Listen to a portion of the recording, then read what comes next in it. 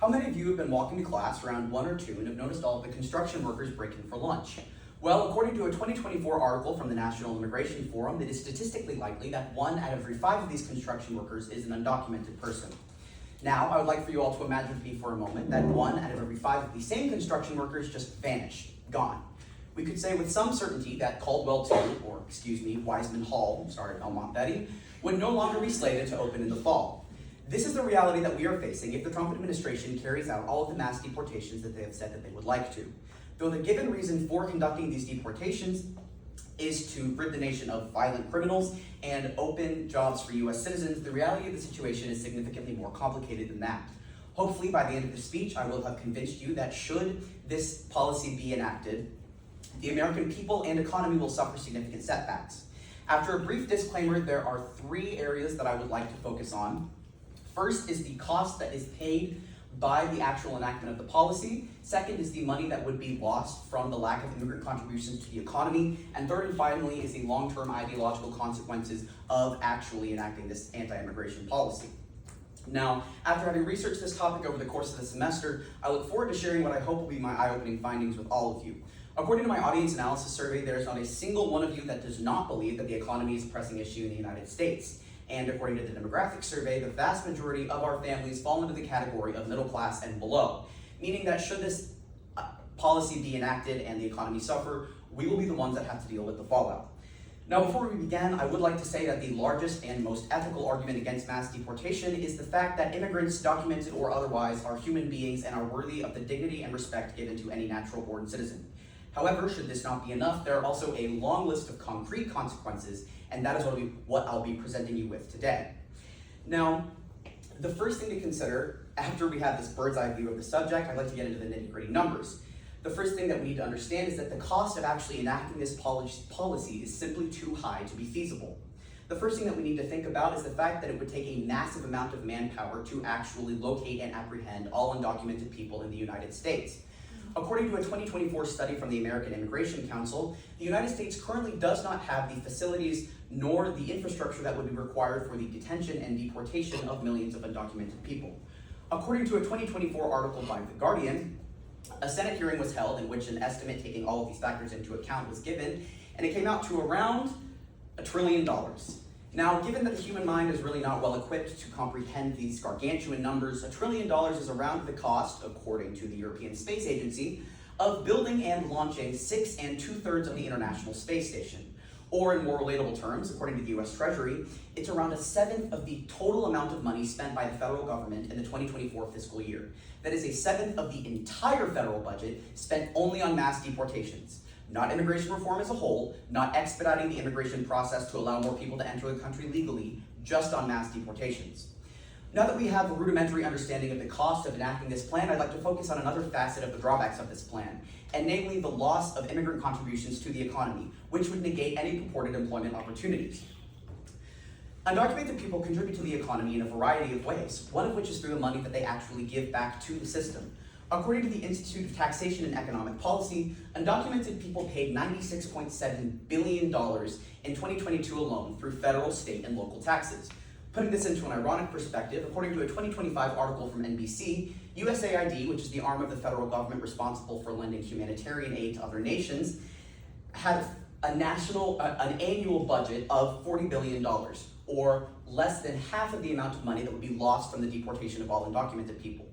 Now, this arm of the government was recently shut down by the Trump administration for being a massive waste of money.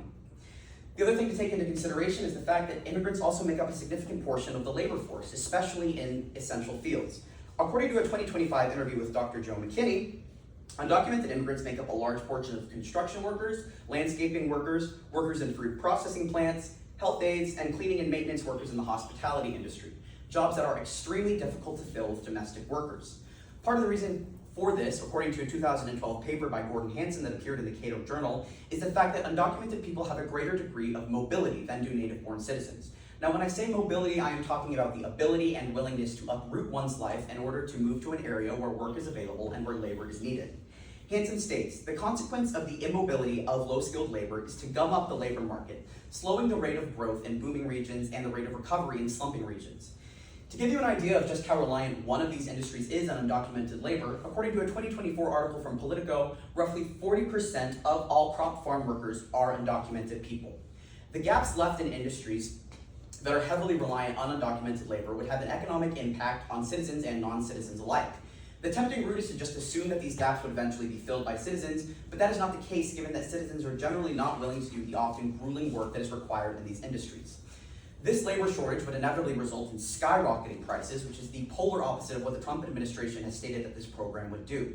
According to Stephen Moore, who is an economist at the Heritage Foundation and a former Trump advisor, there is no question that deporting all undocumented people would have an inflationary impact.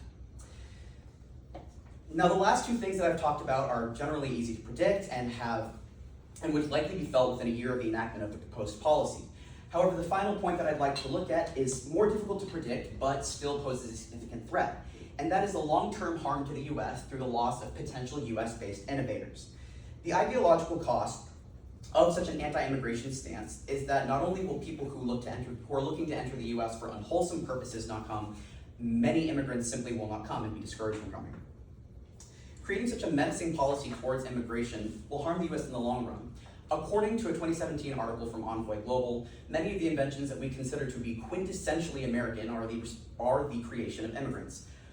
Hamburgers, donuts, American cheese, and blue jeans are all the creation of immigrants, in addition to significantly more important things like Google and the telephone.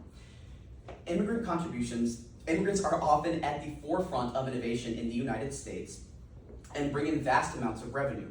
According to a 2023 article by Stanford Business Journal, Rebecca Diamond conducted a study in which she found that though immigrants make up only 10% of the population, they are responsible for over a quarter of the US's Nobel Prize winnings and represent over 25% of the value in the patent market, or simply put, the money made from inventions. The loss of these immigrants represents not only a loss of US-based innovation, but a loss of potential assets to the United States. Should undocumented people be deported back to unstable nations, they may not have access to the education and resources that would allow them to one day create these innovations. As we conclude, I hope that you all feel more informed about the likely consequences of the enactment of this policy. Though the Trump administration may be enacting this policy in an effort to herald us into an economic golden age, in actuality is likely to accomplish the exact opposite, given the astronomical cost of enacting the policy, the money that would be lost from the lack of immigrant contributions to the economy, and the long-term ideological consequences and loss of innovation. As we finish, there are a few things that I would like for you to remember. Although the Trump administration is as demonstrated by the large number of people wearing safety yellow right down the road, this campus, city, and nation is absolutely, completely reliant on immigrant labor. Immigrants grow your food, immigrants build your homes, immigrants take care of your elderly. Although a world in which we are insulated from the negative effects of mass deportation is the world that has been presented to us by this administration, it is not the world that we live in. We are responsible for understanding reality as it is, not as we wish it to be. Thank you.